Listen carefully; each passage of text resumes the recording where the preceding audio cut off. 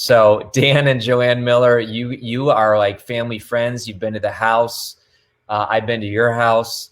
And I don't know of a better couple to talk about how to thrive, not survive, how to thrive in your marriage during quarantine. Welcome tonight.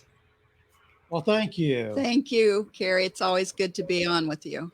Well, listen, you are a favorite. We have a lot of our conference people who are here ready to learn. Daphne's been with you before, Joanne, Yes. talking with you. And so let's jump right into it. I originally told Dan the title and he kind of jumped because I said, how to preserve your marriage or how to survive your marriage during the quarantine. And you are not just, I mean, you reacted to that because you believe it's all about thriving. How can you thrive when you're this close together? Because I heard from an insider that this very sad truth, but domestic abuse goes up during quarantine. Like, wow. So talk to us about that, please. Well, that's so true because I think a crisis brings out whatever is already in us. It's like squeezing an orange. You're going to get orange juice. So a crisis just reveals what's already there. So if you have a relationship that's struggling, it's going to be really tough. If you have a relationship that you've already invested in and have built in a healthy manner, it's going to get even better because you enjoy the time together. Yeah, I'm looking at all kinds of creative things we can do together, not just together, but individually too. And there is a plethora of things that that come to mind and things that we've been doing. And I saw like some board games even. I saw the other day on Instagram. We're pulling out board games we haven't played in years, but that's the thing. We spend a lot of time together anyway. So this is not like brand new. I mean, I work from home. Joanne does as well. So we're together a lot. So it's not like it's totally new and different, but because we don't have the external things going on, we aren't going out or having friends over. So yeah, we're being even more creative about finding things to do together. But it's not like she's in one room, I'm in another, we're hiding out. No, we're together. We're having fun even with eating at home more, although I'm kind of missing going out. But I hear you. Yesterday, was it yesterday? When was our anniversary? What Monday. This is Monday. 52 years, by the way. 52 years, Monday. Yes. Amazing. And instead of going out and eating at a fine restaurant, I decided that I would kind of create that in our own living room. So I put up a card table, put a nice cover on it, and set it up really pretty with a rose in the middle. And that's awesome. And we sat there. I made a big dinner for us, and we ate in the living room and enjoyed it. We had candles and music. Yeah. I was feeling guilty for not being able to take her out because certainly we would always do that on our anniversary. And she turned it into a more memorable experience than had we just gone to a restaurant as usual. That is fantastic. And listen, there are so many entrepreneurs who are watching you both because you're kind of in this space. And I mean, I don't mean this negatively, but you're kind of a lot of people's parents, grandparents. You can say all right. Yeah. All right. In the industry. But here's some tips that I've taken from you. And Dan, you might not know this, but this is how I copy you, man. But you journaled to Joanne once a day for like a year. Remember this? Oh yeah. Yeah. And I said, why am I not doing that? And so I started doing that probably about 2 years ago and gave it to Kelly. And I'll tell you what, man, I didn't know how she'd respond. You know, I didn't know what she'd say, but she loved it. So talk about that. Talk about what inspired you to journal daily for Joanne. And then Joanne, how did you feel? And like, talk about that. I really heard an example of that from Darren Hardy, former publisher of Success Magazine. Oh yeah. Yep, definitely. Where he had done something similar, but we knew we were going to be doing a big celebration for our 48th anniversary. That's cool. That is cool. But because 48 has been such a brand for us that we decided we do that. Everybody does 50. We want to do something different. So we booked the Vanderbilt Country Club for that night and had an amazing night. Fantastic. So at our 47th anniversary, that day, I wrote in a beautiful journal something I really loved and appreciated about Joanne. And I did it every single day. Now I never told anybody because I didn't want it to be an external kind of Sure. expectation. I wanted it to be something I committed to, and I did. So I did it for 365 days, never told anybody, and then gave her that. And she can tell you how she responded to Yeah, that. tell us. Well, Tell it us. was, it just blew me away. He had put it in a beautiful leather-bound cover that it's priceless. Of course, I cried. It doesn't take a whole lot for me to cry, but it was just a precious memory and a gift that is definitely priceless and one that I will cherish forever. I had done a similar thing on a much smaller scale for Dan on our 32nd, I think, anniversary years and years ago, where I did "For This I Love You," and I turned it into a little booklet and had somebody design it and everything. And it was ways that he showed me that he loves me without saying the words. And if I'm a strong believer that if you really concentrate on those things, and it's that reticular activator, and Oh, Dan yeah. did that with what he did for me.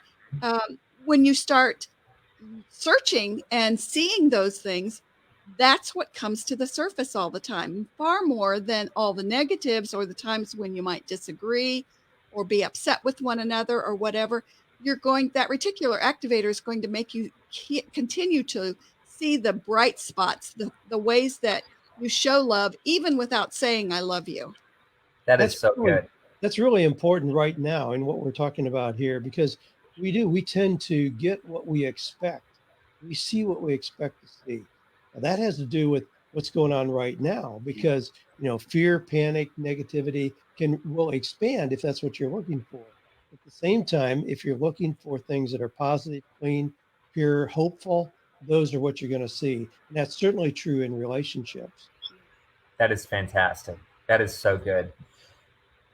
You said something, Joanne. You talked about a RAS filter, a reticular activating system. I mean, how many spouses, men or women, know that? I mean, that just shows, Dan, the goal that you guys have always learned together. You've always grown together. And not everybody has that. In fact, let's talk about that for a moment. There's people watching this right now, and maybe their spouse isn't sharing personal growth, that value. Talk about that, because I get that question a lot, like where people say, well, gee, look at Dan and Joanne. It's amazing. They're on the same page. What happens, either of you? Like, have you ever been off the same page? And if so, yeah. We're human. But we have a common goal we've had since day one, back in 1968 when we got married. I met him in 66. I was 17 years old. Wow. And we were children, really. But we had a common goal that we didn't want to emulate the backgrounds, the homes that we came from. We wanted to make our home different. We wanted to change the family tree. So we've always had a common goal. But have we been on different pages? Sure. I mean, there are a lot of times when we've had to compromise, when we've had to talk things through, when I've been really angry, but Dan's not ever had anything to be angry at me about. But we are big on talking things through. And I've learned the hard way that just stuffing things doesn't help at all. Then some little trigger all of a sudden makes one spew everything that shouldn't have happened. So I've learned to say, okay, Dan, we need to talk about this. Let's talk. I used to be able to do it in writing. I had to do it in writing. Dan knew that if he went to bed at night, there was an envelope on his pillow saying, Daniel. It was like, oh boy, what did I do now? That's good. We were having a come to Jesus talk through my letter because I can put it in writing far better than I can speaking, if I start talking to him about something I'm upset about or angry about, I'm going to cry. And I sound like Minnie Mouse when I'm trying to talk and cry at the same time. So anyway, but I've gotten better at that. But here's part of the issue. You know, we've been together for a very long time, but some people think, well, gee, you know, we hear, you know, gee, we grew apart. You know, she's not the person I married. My gosh, I hope not. We're totally different people Yeah. than when we got married. Wow. But we had that covenantal commitment together that we were going to grow together. So we've changed and we encourage each other in the changes and introspection and development that each of us has. I don't want Joanne to be a clone of me. God forbid. I want her to be uniquely who she is. And we're very different in a lot of things. That's what makes our relationship rich. It's not what pulls us apart. I want that variety that she adds to my life and her different perspective that she sees. So we embrace those very things where we are different rather than saying, no, you should see it just like I do. That is so good. Kary, there's one point I'd like to make too Go that for it. Yeah. has been something that is a thread that has run through our marriage. It's come up so many times, and it's a saying that Dan has had that he says when somebody is having difficulties and they don't want to work it out, they want it their way, that kind of thing. Yep. Dan says, why would you crap in your own nest? Now that may be a crude thing to say, but stop and think about it. Why would you do that? What if you have to live with somebody day in and day out? Wow. Would you want to work as hard as you possibly can to make the best of it, make it be good, not even just mediocre, but excellent? And we strive to not crap in our own nest ever. There you go. Well, we're talking to business people and entrepreneurs. A lot of them here. A lot of people who are self-employed. I know we got a wide variety of career paths in your audience, but I've always said that I want to work just as hard on my marriage as I do my business. Yeah. It's not just take my, you know, I work really hard to make my business thrive and successful and just kind of take my personal relationships for granted. I don't want to do that. I want to be just as intentional about investing in my marriage. And I want to make really sure that I've got some emotional salve there so that when I make a withdrawal, which I'm bound to do, Oh yeah. I don't deplete the account, but I make sure that I'm intentional about making deposits in my marriage. You know, little things like I still open the door. I know we're old fashioned in that probably, but I treat her like a lady. Those create a lot of deposits for me so that we have that emotional buffer there and don't deplete, don't end up where it's like gears rubbing together with no grease there, where there's friction every time we're together. We've got a lot of buffer zone in our marriage. Let me add a little bit to that too. One of the things, we do go out to eat typically, not right now, but a lot because we're at home all day and it's nice to have the break and we go out. We always have a deck of cards with us because we play at cards at every restaurant. But one of the things that I'm always careful to do when we get back home is to thank Dan for taking me out.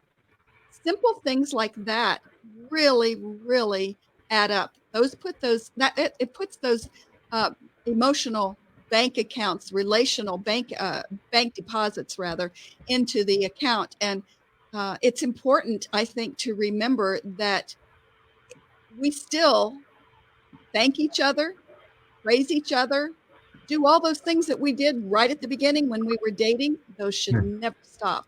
And that's what we see so often in marriages is that people are not respectful of one another anymore and they aren't considerate. Just those little, you teach your kids to say please and thank you, yet we see adults who don't.